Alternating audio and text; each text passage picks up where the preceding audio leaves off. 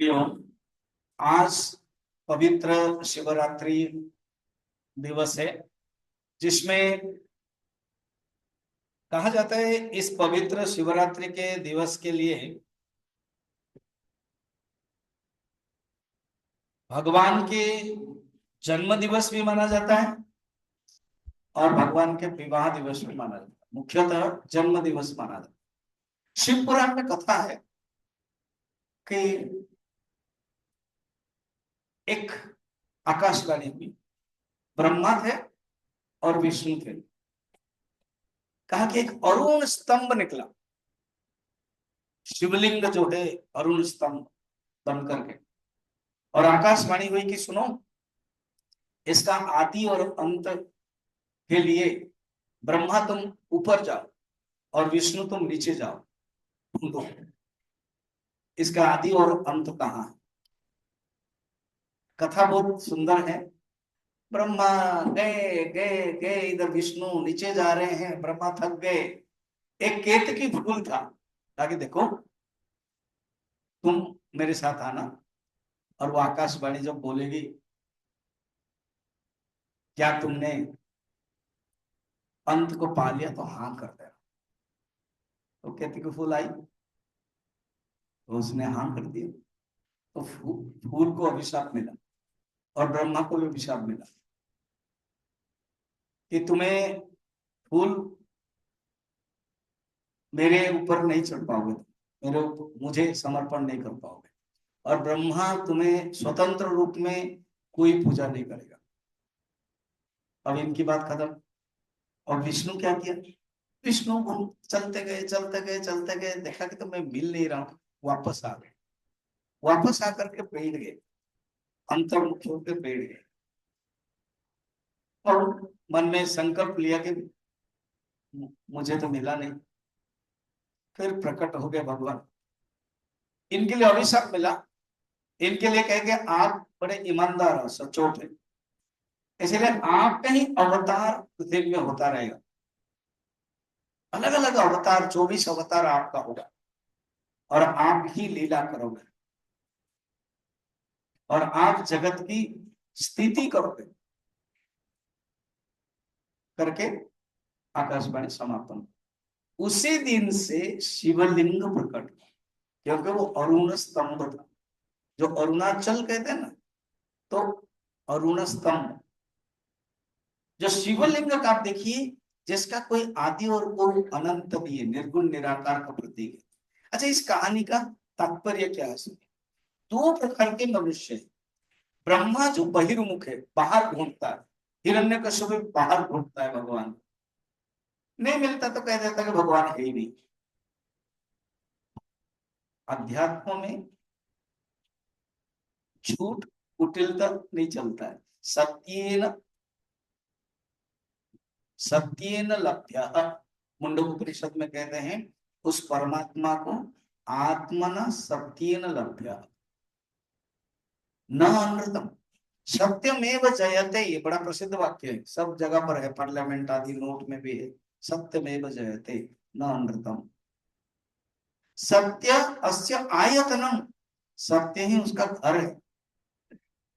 तस्य अंगानि वेदा तपः, ये सब अंग है, तपस्या ब्रह्मचर्य आदि, और जो सत्य है वो आयतन है। तो जीवन में कोई एक वैल्यू आ जाए, वो हो गया विष्णु अंतर्मुखी, और बहिर्मुखी ब्रह्म। जो ब्रह्मा बहिर्मुखी होते हैं उनको अवसर मिलता। तो ये शिवरात्रि के दिन पूजा जब हम करते हैं, यह अंतर्मुखी के लिए, इसलिए अच्छा है गुरुदेव ने हमें इतना सुंदर सिस्टम सिखाया है। अब देखो, अभी मैं यहाँ से 4 साल हो गया, धीरे धीरे जिस अलग अलग साल में हमको और अच्छा डिसिप्लिन हो रहा है। क्यों? हम अंतर्मुखियों की पूजा एक साधना है, पूजा एक तपस्या है। तो आज के दिन भगवान शंकर, अब देखना किसी भी शिव मंदिर में दो होता है, एक पीछे एक मूर्ति रहती है, अभी भी सुंदर मूर्ति है मार्बल की, वो है सगुण का प्रतीक है। और सामने शिवलिंग है, वो है निर्गुण का प्रतीक। एक सगुण का प्रतीक है, एक निर्गुण का प्रतीक। भगवान दोनों ही है, सगुण भी है और निर्गुण भी। शिव पुराण में बहुत सुंदर कथा होती, दो कथा में बोलता हूं। एक शिकारी था, वो आया रात में, ढूंढता गया कोई मृग हरिण को पकड़ने के लिए। देखा कि नहीं है, मैं मांस लेके जाऊंगा, बेचूंगा या खाऊं, खिलाऊंगा परिवार को। तो पेड़ के ऊपर चढ़ गया, क्योंकि नीचे शाम को कहीं बाघ आ सकता है, कोई कुछ आ सकता है। वो बैठा है, इंतजार कर रहा है कोई मृग हरिण तो आए, मगर वो नहीं आ रहे। मनुष्य जब खाली बैठता है ना, वो कुछ ना कुछ करता रहता है। तो उसने देखा कि जिस डाली में बैठा हुआ है वहां से पत्ता निकाला और डालता गया, डालता गया, डालता गया। तो जब डालता गया, और वो ऐसे एक प्रहरी, दो प्रहरी, तीन प्रहर और चार प्रहर, सारी रात तो बैठा हुआ था ना, शायद आ जाएगा कोई। तो वो जब डाला, चार प्रहर में इतना अभिषेक किया उसने, भगवान प्रकट हो गए, भगवान शंकर। नीचे शिवलिंग था, उसको पता नहीं। और वो, अभी फाल्गुन महीना है ना, थोड़ी सी ठंडक रहती है, और पेड़ के ऊपर थोड़ा सा ऊसर रहते हैं, तो वो पानी भी है अभिषेक। अभिषेक प्रिय शंकर, अभिषेक प्रिय शंभु, नमस्कार प्रिय सूर्य, भानु, सूर्य को नमस्कार पसंद है और भगवान शंकर को अभिषेक पसंद है। इसलिए देखिए इतना अभिषेक हुआ 11 द्रव्य से। सब लोगों ने, लगभग 20 लोगों ने अभिषेक किया। बाकी डिवोटीज तो आते ही रहते हैं, 100 लोग तो आते होंगे सवेरे से लेकर के। अभिषेक प्रिय। विष्णु को उपचार प्रिय है, भगवान विष्णु का उपचार, भगवान राम कृष्ण उपचार, ऐसे वर्णन है। तो वो उसने क्या, भगवान प्रकट हो गए। और भगवान जब प्रकट हो गए, वो बाद में, पता है, बाद में एक राजा बना। एक चोर था, देखो भगवान ना आशुतोष है। एक चोर था, अंधेरी रात है, शिव मंदिर है, पुराने जमाने में सत्य युग में दरवाजा खुला रहता था, और ऐसे वो जो शिवलिंग के ऊपर कभी कभी रहता है, कभी, आजकल तो स्टैंड बनता है, दरवाजा ऊपर रहता है। तो चोर आया, तो देखा कि कैसे करूं मैं, उस स्टैंड को कैसे लूं, वो जो कलश है जिसमें पानी टपकता है, कोई चेयर टेबल तो था नहीं। तो उसने शिवलिंग के ऊपर चढ़ करके पकड़ लिया। कहानी का ट्विस्ट दो है, यहाँ प्रकट हो गए भगवान, खुश हो गए और कहा कि मैं तुझे वर देता हूं, तुम मेरा परम भक्त बनोगे। इसी बीच में ब्राह्मण आया, जो रोज पूजा करते हैं, कहता प्रभु मैं रोज पूजा करता हूँ, आप प्रकट नहीं हुए, और आज ये चोर है वो आपके ऊपर चढ़ गया, फिर भी आप प्रकट हो गए ना। तुम क्या चढ़ाते हो रोज? दूध, पानी, बेलपत्ता, फूल आदि चढ़ाते हो। वो तो अपने आप को चढ़ाया ना, इसीलिए मैं खुश हो गया। और एक चोर था, ये कहानी अलग अलग सब वर्णन है, शिव पुराण में वर्णन है। और एक चोर था, वो चोर देखा कि अंधेरा है, कैसे करो। तो अपना जो धोती पहना था ना, वो धोती को फाड़ा, और फाड़ के बत्ती जैसा बनाया और जलाया। ऐसे जलाया तो भगवान प्रकट हो गए।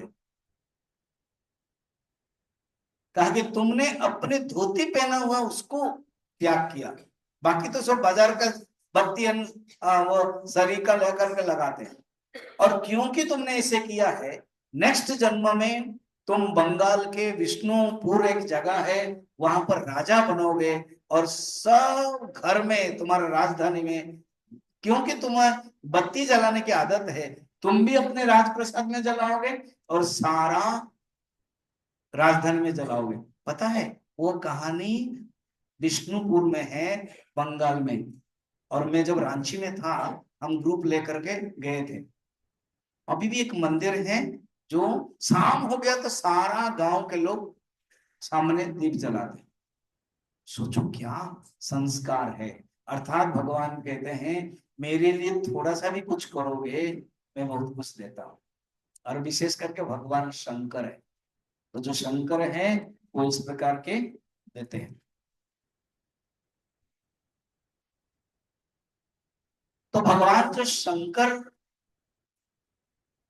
उनके मंत्र जो है ओम नमः शिवाय बड़ा प्रसिद्ध है, पंचाक्षर मंत्र। और भगवान शंकर प्रध्वंस नाश के दायित्व है, प्रलयंकर है।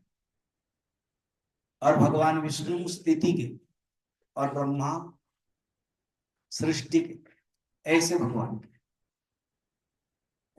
कहते हैं। भगवान शंकर ना, क्योंकि तमस के देवता है वो काला थे, काले। और भगवान विष्णु सत्व के देवता है वो सफेद थे। मगर उल्टा तो हम देख रहे हैं, भगवान शंकर कर्पूर गौरम, अभी आरती करेंगे कर्पूर गौरम। और भगवान विष्णु श्यामल है। कैसे ना, दोनों दोनों भगवान को याद करते हैं। भगवान विष्णु सफेद है, वो याद करते हैं किसको, काले भगवान को। और भगवान का शंकर काले हैं, वो किसको याद करते हैं, सफेद भगवान, गोरे भगवान को। जो जिसको याद करेगा वो वही बन जाएगा। और भगवान विष्णु याद किया किसको, काले भगवान को, बने क्या, काले, श्यामल। और भगवान शंकर सफेद है, वो याद किया किसको, नहीं भगवान विष्णु काले हैं और भगवान विष्णु शंकर काले हैं, भगवान विष्णु सफेद, इसीलिए कर्पूर गोदम कीट भ्रमरण न्याय। अर्थात एक भगवान दूसरे भगवान को याद करते हैं, ऐसे। तो भगवान खुद रामचरितमानस में लिखते हैं, जो राम के द्रोह होकर मेरा भक्त बनेगा वो कल्पकोटि में भी मोक्ष नहीं प्राप्त करेगा।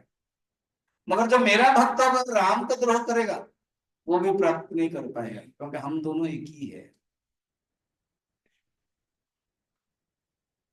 अब जब भगवान चतुर्मास्य में, भगवान का, हम लोग का भारत धर्म में चतुर्मास्य माना जाता है, तो देवशयनी एकादशी के दिन, आषाढ़ महीने में, थोड़ा आषाढ़ श्रावण भाद्रव कार्तिक 4 महीना देवोत्थान में, तो वो पता है भगवान विष्णु जब शयन करते हैं तो दायित्व किसको देते हैं, भगवान शंकर। 4 महीना भगवान शंकर का दायित्व। और भगवान शंकर क्या करते हैं, दूसरे को दायित्व देते हैं, गुरु। इसलिए आषाढ़ पूर्णिमा में गुरु पूर्णिमा होती है। फिर भगवान कृष्ण श्रावण में कृष्ण आ जाते हैं, फिर गणेश जी आ जाते हैं, फिर विश्वकर्मा आ जाते हैं, फिर दुर्गा पूजा आ जाते हैं, फिर काली देवता देवी आ जाते हैं। उसके बाद कार्तिक जब एकादशी देवोत्थान हो जाता है, विष्णु हैंड ओवर ले लेते हैं। क्या ब्यूटीफुल कोऑर्डिनेशन रहता है, एक दूसरे से लेना है दायित्व, ऐसे ही जगत चलता है। तो ये हम भगवान से इसे सीखना है। किस प्रकार के भगवान शंकर के जो परिवार है ना, वो सबसे सुखी है, 2 है। और रोज सत्संग चलता है, मानसरोवर में सत्संग चलता है, कैलाश पर्वत में भगवान शंकर बटता है, शिव पार्वती श्रोता है। और 2 बेटे हैं, कौन कौन, गणेश जी और कार्तिक, दोनों सुनते हैं। एक लिखते रहते हैं और एक प्रचार करते रहता है। सुखी परिवार। और एक परिवार लास्ट कह के मैं बंद करता हूं, 13 मिनट हो गया मेरा प्रवचन। तो वो कहते हैं कितना भी विरोधाभास देखना, भगवान शंकर के जो वाहन है वो बैल है, और माँ का जो वाहन है वो सिंह है, सिंह बैल को खाता है। और जो सर्प है भगवान का जो ऑर्नामेंट है, और उनका जो बेटा है कार्तिक है, उसका हेलीकॉप्टर है, वो कौन है, मोर। मोर सांप को खाता है। और जो सांप है उनका जो ऑर्नामेंट है, उनका जो दूसरा बेटा है, उनका व्हीकल जो है चूहा, वो खाता है। मगर कहीं भी शिव पुराण में नहीं लिखा गया है in the early fine morning one day the lion attacked वो ऑक्स नहीं है, कहीं नहीं लिखा गया। क्यों? जहां सत्संग होता है, जहां भगवान की कथा होती है, वहां हर विरोधाभास भी सम्मिलित हो जाता है। तो भगवान के परिवार यही दिखाते हैं। इसलिए हम ऐसे कोई घर नहीं है, कोई परिवार नहीं है, कोई पति पत्नी नहीं है जो झगड़ा नहीं होता है। मगर जब दोनों साथ में भगवान का नाम लेते हैं तो वहां सब झगड़ा क्या हो जाता है, प्रविलीयते, समाधान होता है। भगवान शंकर यही सिखाते हैं कि भगवान का ही नाम लो। इसलिए भगवान शंकर हमेशा राम राम राम राम राम राम लेते हैं। पार्वती सुनती है। कितना सुंदर परिवार, सवेरे एक बोलता है, एक सुनती है, और एक लिखता है, और एक प्रचार करता है। एक बोलता है शिव जी, सुनती है मुख्य श्रोता, और एक लिखता है गणेश, और एक प्रचार करता है कार्तिक। ठीक ऐसे ही बोल भगवान शंकर के